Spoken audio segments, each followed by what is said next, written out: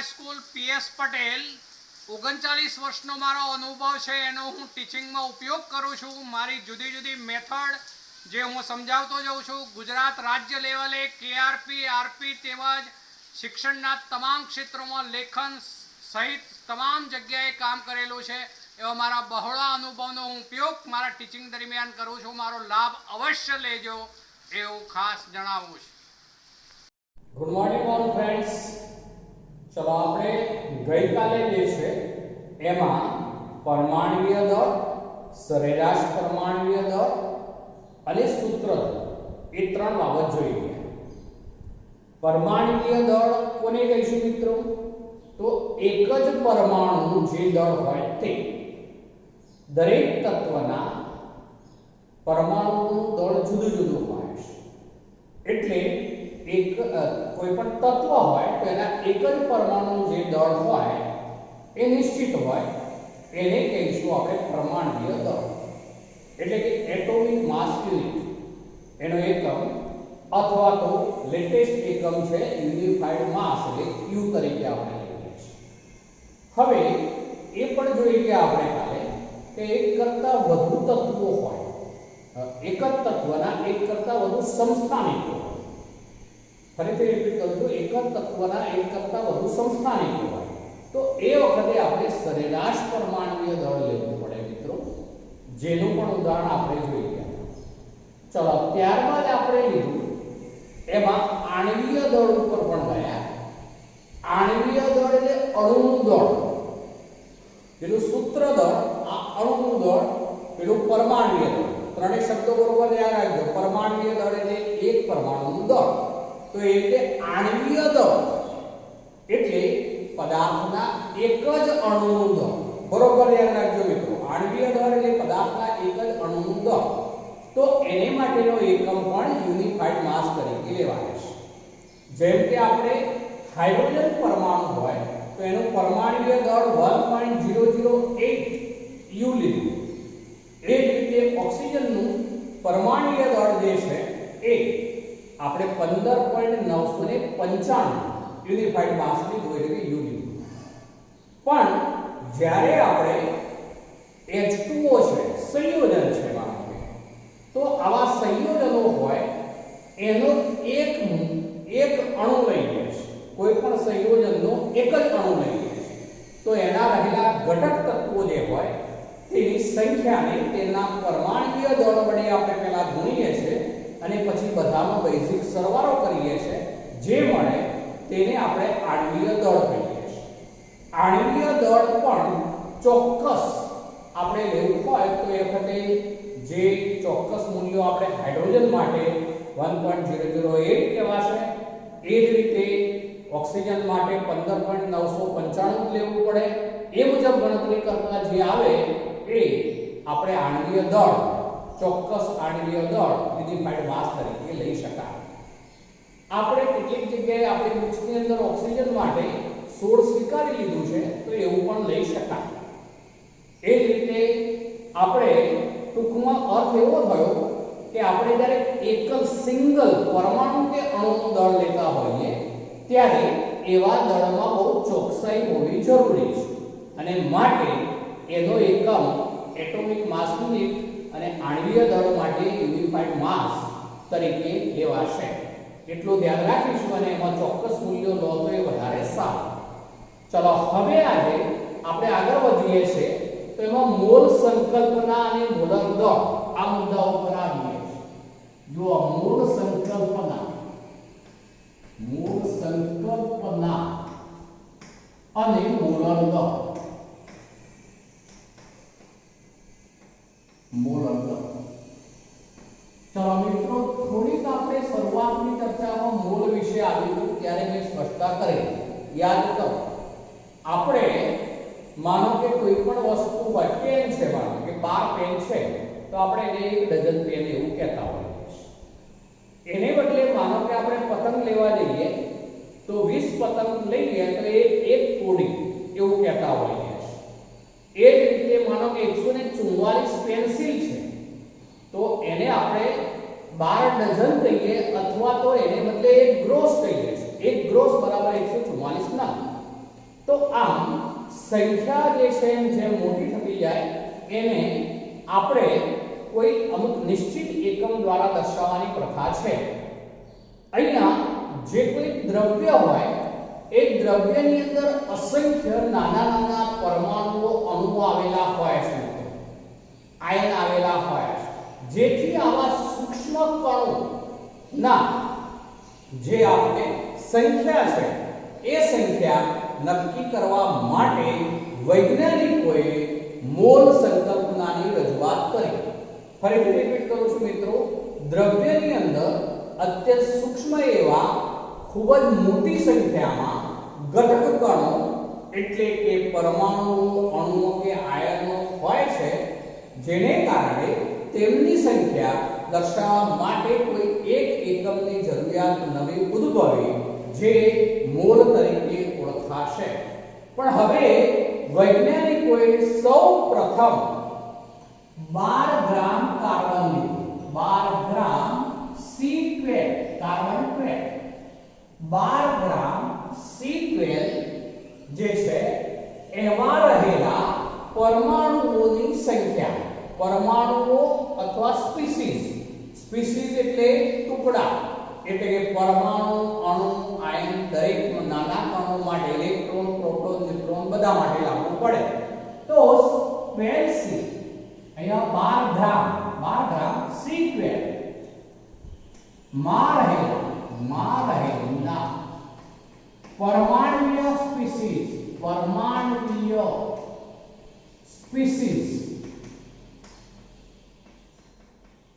ને મોલ કહે છે. આ મોલની વ્યાખ્યા થઈ મિત્રો, બરોબર સમજો. ફરીથી બોલું છું, 12 ગ્રામ C12 કાર્બન 12 ફિક્સ છે સંસ્થા, માં રહેલા પરમાણુય સ્પીસીસ ને મોલ કહે છે. તો આમ આ 12 ગ્રામ ને આપણે કિલોગ્રામમાં લેવું હોય તો મિત્રો કેટલા થાય? તો 0.012 હજાર વડે ભાગવું પડે એટલે કિલોગ્રામ કહીએ તો 0.012 કિલોગ્રામ કહેવાય. તો એના C12 માં રહેલા પરમાણુય સ્પીસીસ ને મોલ કહે છે. એટલે કે જેટલા પરમાણુય સ્પીસીસ હોય એની સંખ્યાને, સ્પીસીસ ને સંખ્યાને મોલ કહે છે. ચલો હવે કાર્બન 12 ના ફક્ત એક જ પરમાણુનું દળ શોધવામાં આવ્યું. ફરીથી કહું છું, હવે હું કાર્બન 12 ના ફક્ત એક જ પરમાણુનું દળ જે 10 સ્પેક્ટ્રોમીટર છે એના દ્વારા શોધવામાં આવ્યું. તો એ મૂલ્ય 1.992648 ગુણ્યા 10⁻23 મળ્યું. મિત્રો બરોબર સમજો, આ જે વેલ્યુ છે એ 1.992648 ગુણ્યા 10⁻23 આટલા ગ્રામ મળે. હવે જુઓ મિત્રો, કાર્બન 12 નો એક જ પરમાણુ છે પણ એનું દળ 1.992648 ગુણ્યા 10⁻23 ગ્રામ એકમ છે. હવે આ યુનિફાઈડ માસ નથી, ધ્યાન રાખજો, આ ગ્રામ એકમ છે. તો આટલું મળ્યું કોનું? કાર્બન 12 ના એક પરમાણુ. હવે આપણે આ સંખ્યા કેટલી હશે એ નક્કી કરવું છે. તો એ નક્કી કરવા માટે આપણે આવું કરી શકીએ મિત્રો કે 12 ગ્રામ કાર્બન માં કેટલા પરમાણુ હશે નક્કી કરવું છે. તો આપણે આવું કહી શકીએ કે આટલા ગ્રામ જો હોય તો કાર્બન 12 નો એક પરમાણુ હોય. એટલે હું પદ બનાવું છું, જોજો મિત્રો, 1.992648 ગુણ્યા 10⁻23 ગ્રામ હોય તો C12 નો એક પરમાણુ માટે આપણે તો અહીંયા કેટલા ગ્રામ લીધેલું છે? 12 ગ્રામ. તો આવું પદ બને 12 ગ્રામ હોય તો C12 ના કેટલા પરમાણુ? બરોબર મિત્રો. તો હવે 12 ગ્રામ ઉપર જશે એટલે 12 ગ્રામ અને પરમાણુની સંખ્યા 1 ભાગ્યા આ વેલ્યુ આવે મિત્રો છેદમાં આવે 1.9926 for 8 ગુણ્યા 10⁻23 ગ્રામ ને આ ગ્રામ ગ્રામ એકમ કેન્સલ થઈ ગયો મિત્રો. ચલો હવે આ 12 છે, આ વેલ્યુ આશરે કહીએ તો 2 ગણી શકાય મિત્રો, બરોબર સમજ. 2 છે એવું નથી કહેતો, 1.992648 જ છે, પણ આ 12 છે ને આ 2 જો આશરે ગણીએ તો 6 ગુણા 12 એ રીતે ઉડી જાય એટલે 6 પોઈન્ટ સમથિંગ આવશે. આ 10⁻23 છે, ઉપર જાય એટલે શું થઈ જશે મિત્રો 10⁻+23. તો અહીંયા આ જે વેલ્યુ છે આવી થઈ જશે બરાબર 6.022 ગુણ્યા 10⁻23. આ એક સંખ્યા થઈ ગઈ મિત્રો 6.022 ગુણ્યા 10⁻23. આ સંખ્યા છે એનો કોઈ એકમ નથી. આ કાર્બન 12 જે છે એના 12 ગ્રામની અંદર રહેલા કાર્બન 12 ના પરમાણુય સ્પીસીઝની સંખ્યા છે 6.022 ગુણ્યા 10⁻23. તો એને શું કહીશું આપણે 1 મોલ. 12 ગ્રામ C12 માં રહેલા પરમાણુય સ્પીસીઝની સંખ્યાને 1 મોલ કહે. હવે સ્પષ્ટ કરી દઉં છું, એને 1 મોલ કહે. ચલો તો હવે આ કેવો થયો 1 મોલ બરાબર 6.022 ગુણ્યા 10⁻23. આ સંબંધ થયો મિત્રો. હવે આ જે છે નાના કોઈ પણ સ્પીસીઝ માટે આ સંબંધ લઈ શકીશું. દાખલા તરીકે હું આવું લઉં છું, જોજો હવે સ્પષ્ટતા શું કરું છું એ 1 મોલ પરમાણુ શબ્દ વાપરું છું. 1 મોલ પરમાણુ તો બરાબર 6.022 ગુણ્યા 10⁻23 પરમાણુ આવર થશે. માનો કે 1 મોલ અણુ લઈએ છે તો અણુ તો બરાબર 6.022 ગુણ્યા 10⁻23 અણુ શબ્દ વપરાશે અણુ. ચલો એને બદલે આપણે 1 મોલ આયન લઈએ છીએ. આયન 1 મોલ આયન તો બરાબર 6.022 ગુણ્યા 10⁻23 આયન. ચલો આપણે 1 મોલ ઇલેક્ટ્રોન લઈએ છીએ. 1 મોલ ઇલેક્ટ્રોન તો બરાબર 6.022 ગુણ્યા 10⁻23 ઇલેક્ટ્રોન થશે. હવે ઇલેક્ટ્રોન. ચલો એ રીતે 1 મોલ પ્રોટોન લઈએ છીએ, માનો કે પ્રોટોન તો બરાબર 6.022 ગુણ્યા 10⁻23 પ્રોટોન થશે. ચલો એ રીતે 1 મોલ ન્યુટ્રોન લઈએ તો 1 મોલ ન્યુટ્રોન બરાબર 6.022 ગુણ્યા 10⁻23 ન્યુટ્રોન થશે મિત્રો. તો આમ પરમાણુ, અણુ, આયન, ઇલેક્ટ્રોન, પ્રોટોન, ન્યુટ્રોન આ બધા જ સૂક્ષ્મ સ્પીસીઝો છે. નાના નાના ઘટક કણો છે, સૂક્ષ્મ સ્પીસીઝો છે. તો એમની સંખ્યા દર્શાવવા માટે આ મોલ સંકલ્પનાની રજૂઆત થઈ. આ બધા સંબંધ જે છે મૂળ સૂત્ર આપણું આ છે 1 મોલ બરાબર 6.022 ગુણ્યા 10⁻23. જેની પાછળ કોઈ એકમ લખીશું નહીં. કારણ એ છે કે આ પરમાણુ માટે હોય તો આ પરમાણુ આવે, અણુ હોય તો અણુ આવે. એ જ રીતે જે તે અહીંયા લીધું હોય એ પાછળ અહીંયા આપણે દર્શાવીશું. તો 1 મોલ એ આ સંખ્યા કહેવાશે. આ સંખ્યાને એવોગેડ્રો નંબર કહે છે. એવોગેડ્રો અંક, એવોગેડ્રો નંબર એને કહે છે.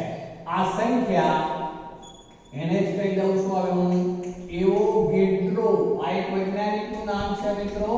એવોગેડ્રો સંખ્યા તરીકે ઓળખાશે. એવોગેડ્રો સંખ્યા ઇંગ્લિશમાં બોલાશે એવોગેડ્રો નંબર, જેને Na સંજ્ઞા આપવામાં આવે છે. Na એટલે એવોગેડ્રો સંખ્યા.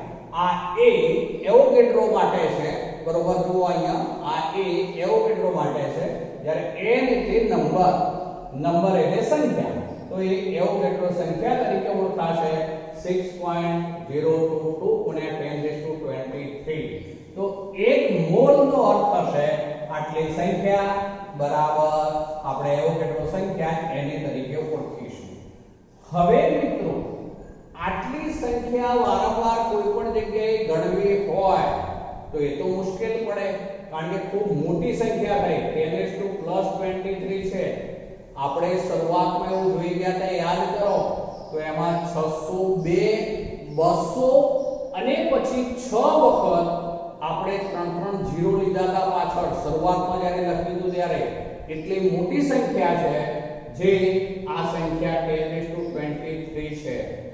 એટલા માટે વૈજ્ઞાનિકોએ જે દ્રવ્યના જથ્થા પર આધારિત મોલ સંકલ્પના રજૂ કરી, તો કોઈ પણ પદાર્થ હોય તેના 1 મોલનું દળ જો લઈએ આપણે, તો તેમાં રહેલા પરમાણુઓ કે અણુઓની સંખ્યા 6.022 ગુણ્યા 10⁻23 હોય છે મિત્રો. એટલે હવે આપણે મોલર દર શબ્દ ઉપર જઈએ તો અર્થ આવો કહેવાશે: મોલર દળ સમ 1 મોલનું. 1 મોલ અણુઓના ગ્રામમાં દર્શાવેલા દળને, અહીંયા બરોબર ધ્યાન રાખીશું આપણે મિત્રો, 1 મોલ અણુઓના ગ્રામમાં દર્શાવેલા દળને તેનું મોલર દળ કહે છે. ફરીથી રિપીટ કરું છું: 1 મોલ અણુઓના ગ્રામમાં દર્શાવેલ દળને મોલર દળ કહે છે. મોલર દળ કહે છે. કોઈ પણ પદાર્થ હોય, પદાર્થના 1 મોલ અણુઓના ગ્રામમાં દર્શાવેલા દળને મોલર દળ કહે છે. આપણે કોઈ પણ સંયોજન છે આપણી પાસે, એનું મોલર દળ શોધવું છે. માનો કે H2O નું મોલર દળ શોધવું છે. H2O નું મોલર દળ, તો આપણે આવું કહેવું પડશે મિત્રો, એના 1 મોલનું જે દળ હોય, 1 મોલ અણુઓનું જે દળ હોય તે, જે આમ તો આવું કહેવાશે 18.02 ગ્રામ. ગ્રામમાં લેવું પડે, પણ આની ગણતરી કરવી હોય તો આવી કરી શકાય મિત્રો. 2 કૌંસમાં H નું પરમાણુય દળ પછી વત્તા O નું પરમાણુય દળ. ચલો હવે 2 H નું પરમાણુય દળ પણ 1 મોલ પરમાણુનું દળ લેવાનું મિત્રો. એટલે એનો અર્થ એવો થયો કે 1.008, પણ હવે એકમ કહેવાશે ગ્રામ. હવે યુનિફાઈડ માસ નહીં, બરોબર ધ્યાન રાખજો. હવે ગ્રામ કહેવાય. યુનિફાઈડ માસ તો ક્યારે લેવાય? તો જ્યારે અહીંયા આણ્વીય દળ લેતા હોઈએ તો. હવે આ ગ્રામ એકમ થશે જી વત્તા O નું પરમાણુય દળ, જે આગળની ગણતરીઓમાં આપણે 16 સ્વીકારી લીધેલું છે, એટલે 16.0 પણ આટલા ગ્રામ થશે મિત્રો. તો આ બેનો ગુણાકાર કર્યા બાદ જે સરવાળો લઈએ છે એ 18.02, પણ હવે શું લખાશે તો ગ્રામ કહેવાશે. H2O નું મોલર દળ 18.02 ગ્રામ, જે આપણે ચોક્કસ મૂલ્ય લીધું છે, જે આપણે 18 ગ્રામ એવું વ્યવહારમાં સ્વીકારીશું. એટલે આપણે H2O નું મોલર દળ સામાન્ય રીતે 18 ગ્રામ, આ મોટો એકમ થયો માટે એમાં પાછળની કિંમત છે ને અવગણીએ તો 18 ગ્રામ કહેવાશે. એટલે સામાન્ય ગણતરીમાં આપણે H2O નું મોલર દળ 18 ગણીશું. ચલો એ જ રીતે બીજો એક ઉદાહરણ લઈએ છે આપણે. માનો કે આવું લઈએ છે મિત્રો, C12H22O11. આ જે મેં સૂત્ર લખ્યું છે મિત્રો, એ સુક્રોઝનું સૂત્ર છે. સુક્રોઝ તરીકે ઓળખાશે, સુક્રોઝનું સૂત્ર છે. ચલો એનું મોલર દળ લઈએ, નું મોલર દળ ચલો તો એના એક કુલ અણુઓનું દળ લઈએ છીએ આપણે, આવું લખાય એમાં જુઓ મિત્રો, મોલર દળ બરાબર 12 કૌંસમાં C નું મોલર દળ, C નું મોલર દળ. અહીંયા આપણે મોલર દળ એવું લખી દઈએ મિત્રો, પરમાણુય દળ જે છે એ C નું પરમાણુય દળ એવું લખીએ છીએ, ભલે પરમાણુય દળ. પછી વત્તા, ચલો H22 છે એટલે 22 કૌંસમાં H નું પરમાણુય દળ, પણ એક મોલનું દળ છે ધ્યાન રાખીશું.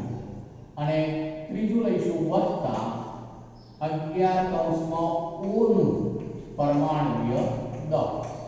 ચલો હવે 12 C નું પરમાણુય દળ આપણે 12 ગ્રામ લઈશું, હવે ગ્રામમાં કહીશું. 22 કૌંસમાં H નું આપણે સામાન્ય હવે આ 1 ગ્રામ તરીકે જ લઈશું, વત્તા 11 કૌંસમાં O નું જે છે 16 ગ્રામ લઈશું.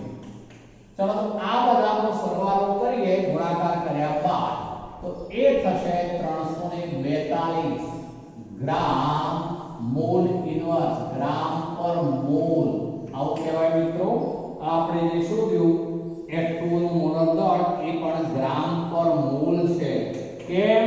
તો આપણે 1 મોલનું દળ લઈએ છીએ, 1 મોલનું દળ ધ્યાન રાખજો, તો આ એકમ થશે ગ્રામ પર મોલ, 1 મોલનું દળ છે એટલા માટે. આ ગણતરીઓ તમને આવડવી જ જોઈએ મિત્રો. આપણે કેમિસ્ટ્રીમાં વારંવાર આવા વિવિધ સંયોજનોના મોલર દળ ગણવાનું આવશે, જરૂર પડશે, વિવિધ દાખલાઓનો પણ જરૂર પડશે. માટે સૂત્ર આપેલું હોય એમાં એટલું જ યાદ રાખવાનું, ઘટક તત્વો જે હોય એની સંખ્યાને તેમના પરમાણુય દળ વડે ગુણતા જવાના અને ત્યારબાદ એ બધાનો વૈજ્ઞિક સરવાળો કરવાનો. તો આ 1 મોલ જે તે સંયોજનના અણુનું દળ મળશે, જેને મોલર દળ તરીકે ઓળખીશું. તો આ રીતે મિત્રો જુદા જુદા સંયોજનોના મોલર દળ ગણી શકાય. તો આપણે મોલ સંકલ્પના અને મોલર દળ એવું આપણે આ ઉદાહરણ લીધું. આ રીતે તમારે HNO3 છે તો HNO3 નું મોલર દળ શોધવું હોય તો મિત્રો હવે ડાયરેક્ટ કહું છું, H નું પરમાણુય દળ વત્તા N નું પરમાણુય દળ વત્તા 3 ગુણ્યા O નું પરમાણુય દળ. આપણે H નું પરમાણુય દળ 1 લઈએ, N નું પરમાણુય દળ 14 ગ્રામ લઈશું અને O નું પરમાણુય દળ 3 ગુણ્યા 16 એટલે 48 એ થાય, તો એ બધે 63 ગ્રામ મોલ ઇન્વર્સ થઈ જશે. તો આ રીતે NaOH નું પણ ગણી શકીએ, તો એમાં Na નું પરમાણુય દળ વત્તા O નું પરમાણુય દળ વત્તા H નું પરમાણુય દળ, તો Na નું 23 ગ્રામ, પછી O જે છે 16 ગ્રામ અને H 1 ગ્રામ, તો એ બધાનો સરવાળો મિત્રો થશે 40 ગ્રામ મોલ ઇન્વર્સ. એ જ રીતે KOH લઈએ છે માનો તો K નું પરમાણુય દળ વત્તા O નું પરમાણુય દળ વત્તા H નું પરમાણુય દળ. K નું પરમાણુય દળ 39 ગ્રામ છે મિત્રો.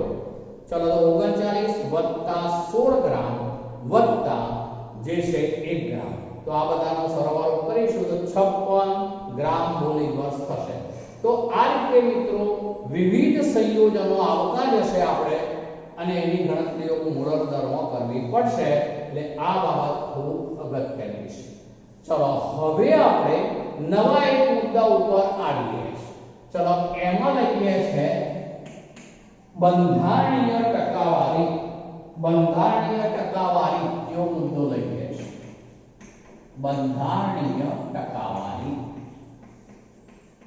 હવે જો મિત્રો ટકાવાર પ્રમાણ હંમેશા કેટલા ઉપર નીકળે તો 100 ઉપર.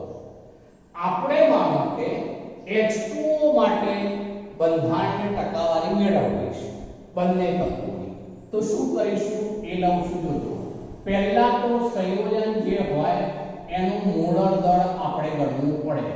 તો H2O નું મોલર દળ બરાબર 2 કૌંસમાં H નું પરમાણુય દળ હું હવે ડાયરેક્ટ મૂકું છું મિત્રો 1.008. આપણે ચોક્કસ વેલ્યુ લીધી વત્તા O નું પરમાણુય દળ જે છે આપણે 16 લઈ શકીશું 16. ચલો તો બરાબર આ વેલ્યુ આપણે આગળ લીધી હતી 16.02 આટલા ગ્રામ પર મોલ. તો પહેલા આપણે જે સંયોજનમાં તત્વોના ઘટક તત્વોના પરમાણુય દળ શોધવા હોય તો પહેલા તો તેમનું આપણે મોલર દળ જે છે એ શોધી કાઢવું પડશે. આ 18.02 થશે મિત્રો, 18.02 ગ્રામ મોલ ઇન્વર્સ. એટલે પહેલા આપણે એનું મોલર દળ જે છે એ આ રીતે ગણી કાઢવું પડે. હવે એમાં હાઇડ્રોજનનું હવે ટકાવાર પ્રમાણ શોધવું છે. કોઈ પણ સંયોજનમાં જે તે તત્વનું ટકાવાર પ્રમાણ શોધવું હોય તો સૂત્ર આવું થશે મિત્રો, તત્વનું ટકાવાર પ્રમાણ બરાબર. ચલો સૂત્ર જે છે આવું થાય મિત્રો. તો પહેલા સંયોજનમાં રહેલા જે તે તત્વનું દળ, સંયોજનમાં રહેલા તત્વનું દળ ગુણ્યા 100 ભાગ્યા સંયોજનનું મોલર દળ. આવું સૂત્ર થાય મિત્રો, તત્વનું ટકાવાર પ્રમાણ બરાબર સંયોજનમાં રહેલા જે તે તત્વનું દળ ગુણ્યા 100 ભાગ્યા મોલર દળ. હવે આપણે H ના ટકા શોધવા છે. H ના ટકા તો બરાબર, ચલો સંયોજનમાં H નું દળ એટલે આ બેનો ગુણાકાર થાય મિત્રો, આ બેનો ગુણાકાર. એટલે આપણે અહીંયા સીધું આવું લખવું હોય તો આવું લખાય 2 * 1.008. એટલે આ જે છે H નું દળ થઈ ગયું ગુણ્યા શું આવે તો 100 ભાગ્યા શું આવશે મિત્રો તો 18.02. ચલો તો આ રીતે H નું ટકાવાર પ્રમાણ જે છે એ આપણને મળશે 11.18.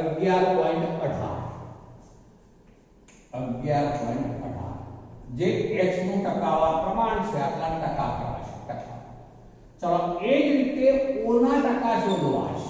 O ના ટકા, ચલો O ના ટકા એટલે O તત્વનું દળ પહેલા લેવું પડે. ચલો એ કેટલું લીધું છે આપણે તો 16 ગ્રામ. તો આ 16 લઈ લીધું આપણે O તત્વનું દળ ગુણ્યા શું થશે તો 100 ભાગ્યા મોલર દળ કેટલું છે 18.02. તો બરાબર એનું દળ એ ટકા જે થશે એ 88.79 ટકા થશે. પેલું 11.18 જ્યારે 88.79 ટકા. એટલે લગભગ આ બંનેના ટકાવાર પ્રમાણનો સરવાળો 100 ની આસપાસ થાય મિત્રો. તો ટકાવાર પ્રમાણ શોધવું આ બંધારણીય ટકાવારી એકદમ સરળ બાબત છે. અમુક દાખલાઓ આપણે જરૂર પડશે તો શું લેવાનું, તત્વનું ટકાવાર પ્રમાણ બરાબર સંયોજનમાં રહેલા જે તે તત્વનું દળ ગુણ્યા 100 ભાગ્યા મોલર દળ. હવે મિત્રો આપણે એવું એક ઉદાહરણ બીજું લઈએ છીએ. દાખલા તરીકે આપણે ઇથેનોલ સૂત્ર છે, ઇથેનોલ. ચલો ઇથેનોલ જે છે એનું સૂત્ર છે C2H5OH. આપણે આમાં પ્રત્યેક તત્વનું ટકાવાર પ્રમાણ શોધવું છે. તો પહેલા મોલર દળ ગણી કાઢીએ. ચલો હવે મોલર દળ લઈએ. મોલર દળ બરાબર, ચલો શું લખીશું તો 2 કૌંસમાં C નું પરમાણુય દળ, C નું પરમાણુય દળ 12 ગણાશે મિત્રો. પછી વત્તા હાઇડ્રોજન 5 ને 1 6 ટોટલ કરી લેવાના આપણે જે તત્વો હોય તે. સંયોજનમાં જે તે તત્વના જેટલા પરમાણુ હોય કુલ સંખ્યા લક્ષમાં લેવાની 5 ને 1 6. તો આ 6 કૌંસમાં H નું પરમાણુય દળ. હવે આપણે H નું પરમાણુય દળ જે છે એ આ ચોક્કસ મૂલ્યો લઈએ તો આ 12.01 છે મિત્રો.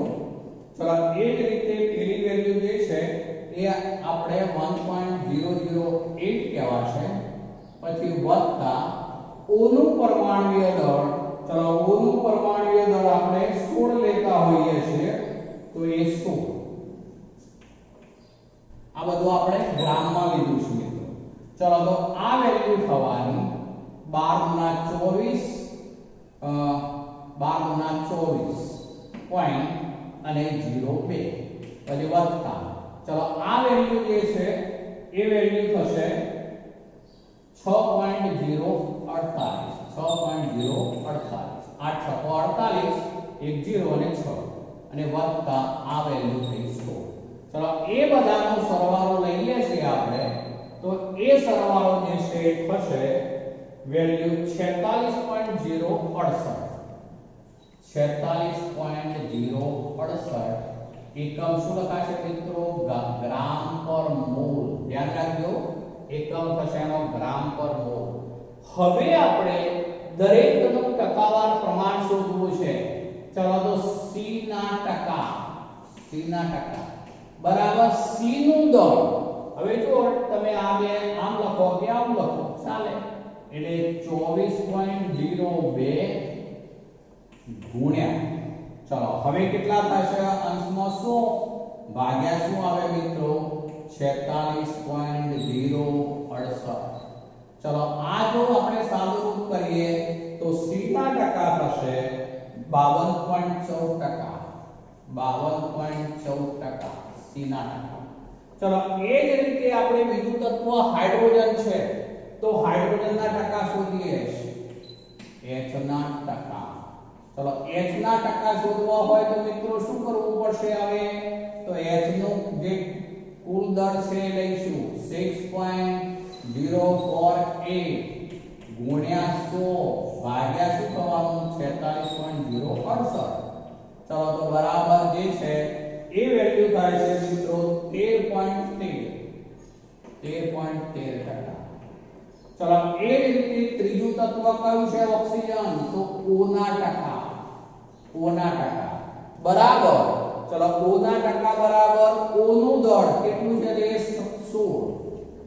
16 ગુણ્યા 100 ભાગ્યા 46.068 ચલો તો હવે એનું જે ટકાવાર પ્રમાણ આવવાનું એ મિત્રો છે 34.73% ચલો તો આ રીતે આપણે કોઈ પણ સંયોજન હોય તેના ઘટક તત્વો જે હોય તેમનું ટકાવાર પ્રમાણ ગણી શકીએ આવા મિત્રો ઘણા બધા ઉદાહરણો લઈ શકાય દાખલા તરીકે હજુ એક ઉદાહરણ હું લઉં છું H2SO4 છે આપણી પાસે H2SO4 ચલો એમાં દરેક તત્વના ટકા શોધવા છે હું હવે ડાયરેક્ટ થોડું બોલું છું ધ્યાન રાખજો આપણે હાઇડ્રોજન જે છે એ ડાયરેક્ટ લઉં છું તો બે ગણી લઈશું એક હાઇડ્રોજન એવા બે હાઇડ્રોજન હોવાથી ટોટલ દળ કેટલું થવાનું તો 2 હવે હું ડાયરેક્ટ કરું છું ધ્યાન રાખજો વત્તા સલ્ફર જે છે 32 ગ્રામ વત્તા O16 16 ચોક 64 ડાયરેક્ટ બોલું છું ધ્યાન રાખજો 16 16 ચોક 64 તો આપણે આ 64 લીધું તો એ બધાનો સરવાળો થશે 98 ગ્રામ પર મોલ 98 ગ્રામ પર મોલ હવે મિત્રો આપણે H ના ટકા લખવા છે ચલો તમારે જાતે ગણવાનું છે હવે હું નથી ગણતો H ના ટકા ચલો H ના ટકા શું થવાના કહો તો 2 ગુણ્યા 100 ભાગ્યા 98 બરોબર 2 હાઇડ્રોજન જે છે એનું દળ છે કુલ દળ ગુણ્યા 100 ભાગ્યા શું કરી દેવાનું મોલર દળ હોય તે જે આવે H ના ટકા ચલો S ના ટકા લઈએ તો S ના ટકા બરાબર શું થવાનું મિત્રો તો 32 છે એમાં એટલે 32 ગુણ્યા 100 ભાગ્યા 98 ચલો જે આવે ટકા એના થશે મિત્રો તમારે જાતે ગણવાનું ધ્યાન રાખજો ચલો એ જ રીતે હું હવે O ના ટકા લઉં છું તો O ના ટકા બરાબર શું લેવું પડે તો આ 64 ટોટલ દળ લેવાનું 64 જે તે તત્વનું કુલ દળ હોય ગુણ્યા 100 ભાગ્યા શું થઈ જશે મિત્રો તો 98 તો આ રીતે O ના ટકા પણ શોધી શકીએ તો આમ જુદા જુદા સંયોજનોના આપણે ટકાવાર પ્રમાણ શોધી શકીએ તમારે બીજું એક હોમવર્ક કરવાનું આ C12H22O11 છે એમાં પણ કાર્બનના ટકા તમારે જાતે ગણવાના એ જ રીતે હાઇડ્રોજનના ટકા પણ જાતે ગણવાના અને ટકા પણ જાતે ગણવાના. આવડશે મિત્રો? ફરીથી બોલું છું, આ જે છે C12H22O11 જે આપણે મોલર દર ગણી કાઢ્યું છે 342. એટલે હવે કાર્બનના ટકા શોધવા હોય તો શું થઈ જાય? 12 એટલે 144 ગુણ્યા 100 ભાગ્યા 342. આ એનો C ના ટકા થઈ ગયા મિત્રો. ફરીથી બોલું છું, 12 એટલે 144 ગુણ્યા 100 ભાગ્યા 342. ચલો આ 22 ગ્રામ એટલે H ના ટકા શોધવા હોય તો શું થઈ જશે? 22 ગુણ્યા 100 ભાગ્યા 342. તો એ H ના ટકા આવી જશે. અને O ના ટકા પણ એ રીતે આપણે ગણી શકીએ મિત્રો, બરોબર ને? O ના ટકા પણ એ રીતે ગણી શકીએ. 16 ગુણ્યા 11 જે થાય તે એના ગુણ્યા 100 ભાગ્યા 342. તો એ રીતે O ના ટકા પણ તમે શોધી શકશો. તો જાતે આવા ટકાવાળા પ્રમાણ જુદા જુદા ઉદાહરણો શોધવાના મિત્રો. આજે આપણે આટલે સુધી રાખીએ.